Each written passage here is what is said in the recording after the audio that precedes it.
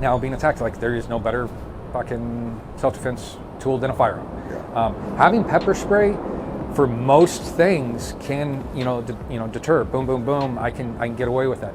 But when it comes to drugs like PCP, LSD, methamphetamines, you can tag somebody with pepper spray. Law enforcement might even tag them up with a taser. If they don't get good hits, sometimes it work, but it doesn't have the same effect because they're not feeling anything and they're not in their right mind. So it's truly like you might have, if it's that attack, it might have to end that fight. I'll never forget a year ago, I'd had many instances where I was utilizing pepper spray at work in situations where I had to go hands-on, and I'm utilizing those small, like the M4 canister of pepper spray, and it's like you spray out 2 or 3 bursts, and the person would kind of have a reaction. You give them that third, and they would back off.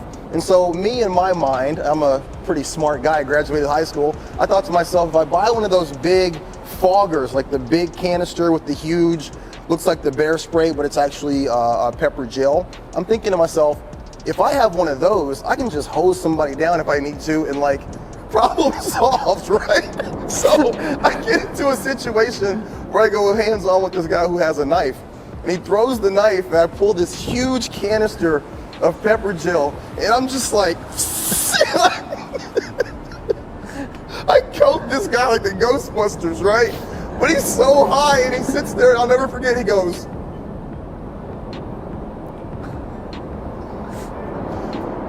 "That was unnecessary," and he attacks me. And I'm thinking to myself, any minute now this stuff's gonna kick in, and it never did. And so when the cops showed up, we get this guy down, we're able to detain him, and the cops show up, and we got this guy in a 4-point position. And when the cops show up, they're like, "Yeah, you do realize that in order for the pepper spray or pepper gel to work, it has to react with the surrounding air around it. So if you just coat somebody in pepper spray, there's no way for it to have any sort of effect. You got them wet, and you made it slippery.